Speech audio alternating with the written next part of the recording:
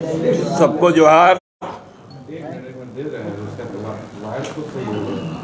कल धुरवा इलाके में 2 हाट लगा था। हम सबको जानते हैं कि शालीमार बाजार जो है वो साप्ताहिक हाट है और एक बौखलाए जनों की जो पार्टी है बीजेपी,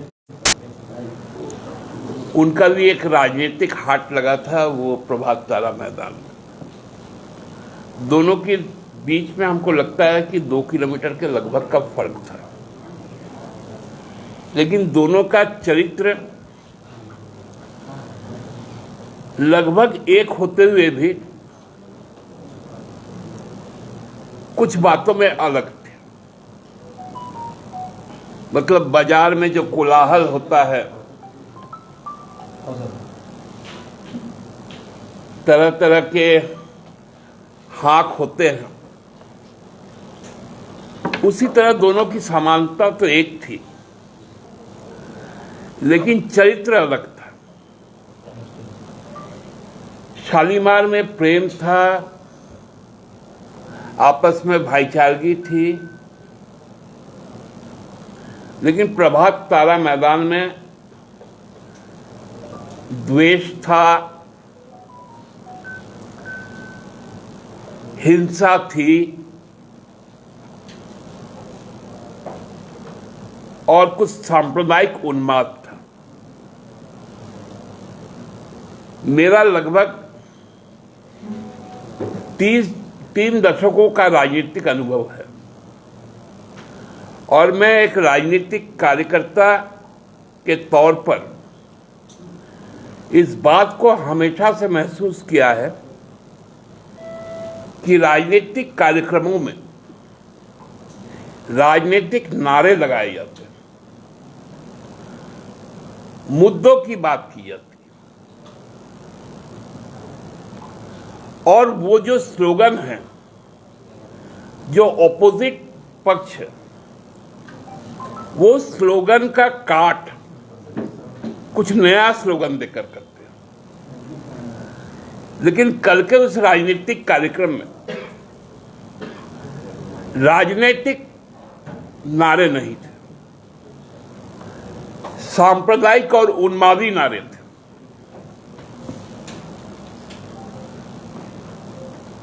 जातीय विद्वेष के नारे थे, सामाजिक सौहार्द को बिगाड़ने वाले नारे थे।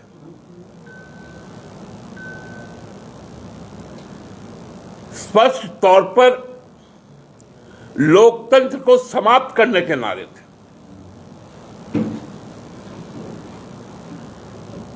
राज्य के प्रथम मुख्यमंत्री बाबूलाल जी मरांडी, प्रदेश के अध्यक्ष भारतीय जनता पार्टी के और सांसद दीपक प्रकाश जी, भाजपा के अनेक सांसद, चुने हुए विधानसभा के प्रतिनिधि, सबका वहां पर एकजुटता था। लेकिन उसमें एक व्यक्ति ऐसा था जो कल सीधा लोकतंत्र को प्रहार किया, संवैधानिक संस्था को बौना बनाने का काम किया। वो थे गोड्डा के सांसद।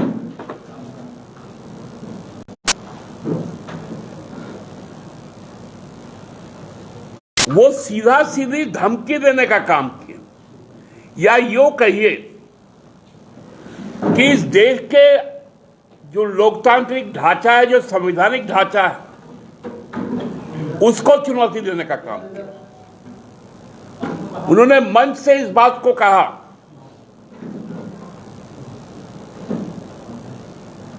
कि आगामी 13 अप्रैल मतलब कल के दिन लोकपाल का मामला है, और हेमंत सोरेन के संपूर्ण परिवार को उस दिन हम जेल में डालेंगे। मतलब अब लोकपाल को अपने हाथों में लेकर फैसला सुनाने वाला मानसिकता था। दूसरी बात उन्होंने कही जो बहुत ही डरावना था।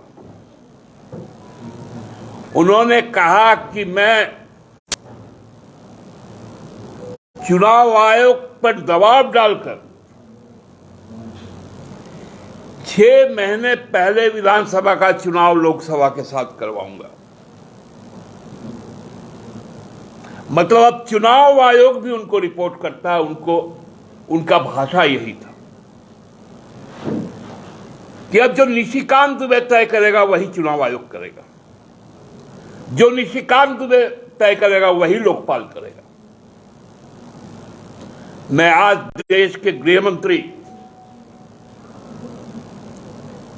से ये पूछना चाहता हूं कि यह अधिकार निशिकांत दुबे को किसने दिया? दीपक प्रकाश जी और बाबूलाल मरांडी जी, आपको यह बताने का काम करना पड़ेगा कि निशिकांत को यह अधिकार आपने किस हैसियत से दिया।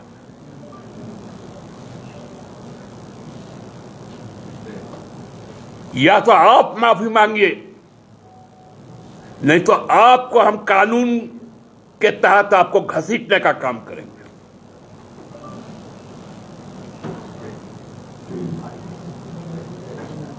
आपने कभी देखा कि कोई राजनीतिक दल के प्रदर्शन में हां बैरिकेडिंग के लिए हाथापाई होता है? हम लोगों ने भी किया है, लाठी खाई है, वाटर कैनन का बौछार खाया है, लाठी खा के हॉस्पिटल में तक एडमिट हुए।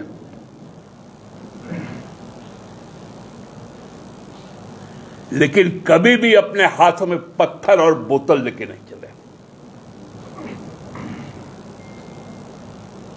राजनीतिक कार्यकर्ता पत्थरबाज नहीं हो सकता, बोतलबाज नहीं हो सकता।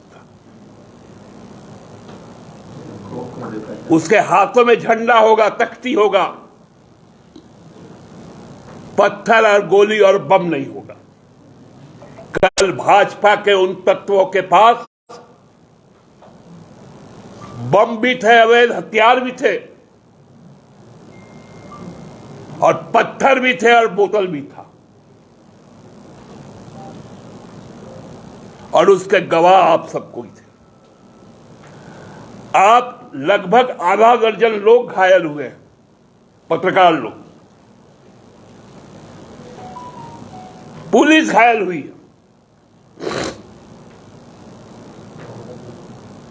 आज बताइए अमित शाह जी, ये पत्थरबाज कौन है?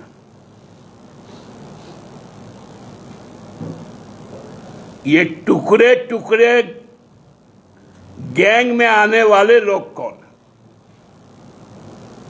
भाजपा को तो अब बताना पड़ेगा।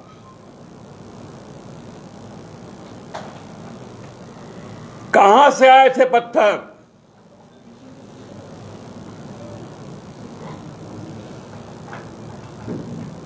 कहां से आई थी खाली बोतलें? ये राजनीतिक नारा था, राजनीतिक कार्यक्रम था कि आप तांडव करने आए थे।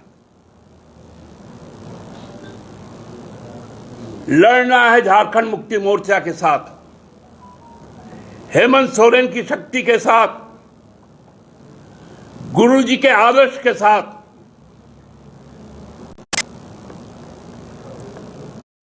तो आपको राजनीतिक कार्यक्रम तय करना पड़ेगा।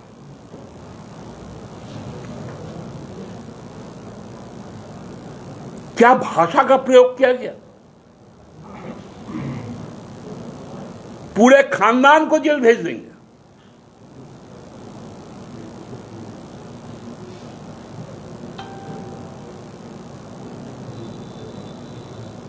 ऐसे राजनीतिक अपराध करने वालों का हश्र 2024 में क्या होगा आप सब देखेंगे।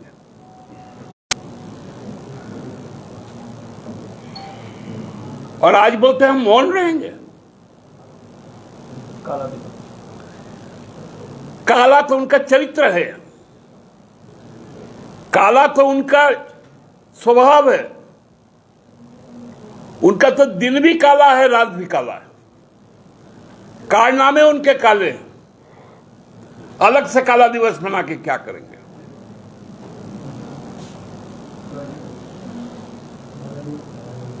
बोलते मौन रहेंगे।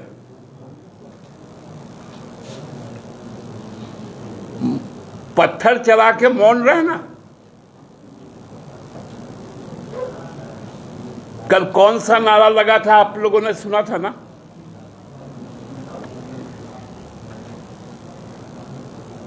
अब तो राजनीति भी हमको लगता है कि ईश्वर और भगवान के भरोसे चलेगा। जनमुद्दे नहीं रहेंगे।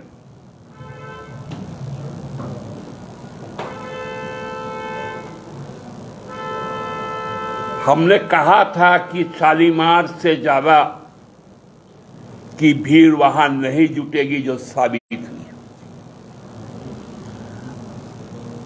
हमने तो कहा था कि गोड्डा से जो सीटिंग कैपेसिटी है 2000 समथिंग का, शायद उतना लोग आएंगे, लेकिन उसका भी एक चौथाई आया 500 के लगभग। और कल के जुटान से आज दुगना जुटान सतरंजी में जो हाट है वहां लगा हुआ है। अब भारतीय जनता पार्टी का आंदोलन हाट हटिया के बराबर का रह गया, बाजार और टोला के बराबर का रह गया। हाँ, उपद्रवियों का तांडव के लिए अब अगले दिन से हम लोगों को तैयार होना पड़ेगा।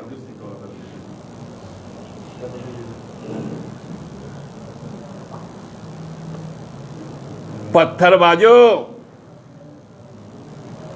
समझ जाओ, हमारे पास में तीर कमान है।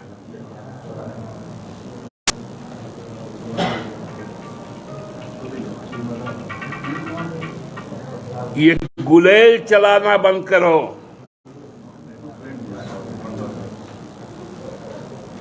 पत्थर चलाना बंद करो।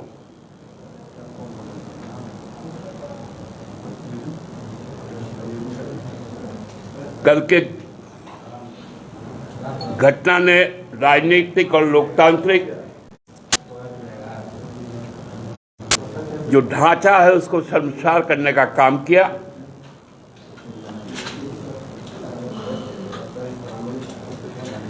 इसकी हम तीव्र शब्दों में भर्त्सना करते हैं और प्रशासन से आग्रह करते हैं कि संपूर्ण घटना का जो आपराधिक चरित्र था उसका जल्द से जल्द विवेचना करें और आवश्यक कार्रवाई में जो भी उनको कदम उठाना पड़े उसको सुनिश्चित करें। आप सबको बहुत बहुत धन्यवाद। दादा, बीजेपी तो कह रही है कि आप लोगों के ही कुछ असामाजिक तत्व के लोग थे, जो सत्ता पक्ष की जो पार्टी है जेएमएम कांग्रेस ने लोगों को भेज दिया था बोतल चलाने के लिए, बदनाम करने के लिए।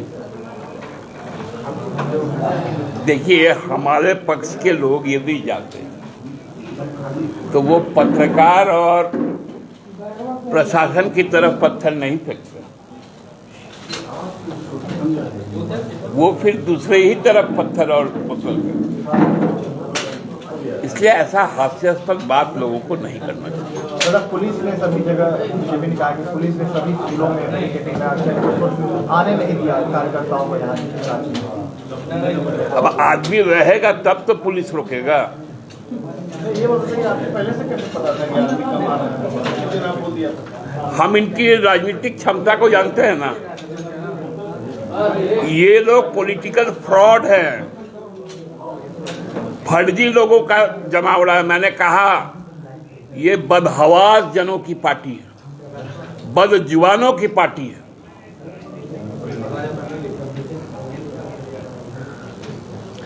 तो इनके पास है कहां? और कल तो ज्यादा बौखलाया इसलिए थे कि जिनको ये लोग बड़ा तुरुप का पत्ता समझते थे, बोलते थे कि राजनीतिक इक्का है हम लोगों के लिए, वही कल हाथ से खाली फिसल नहीं गया, बना अपनी जगह पर आ गया। बहुत बहुत धन्यवाद।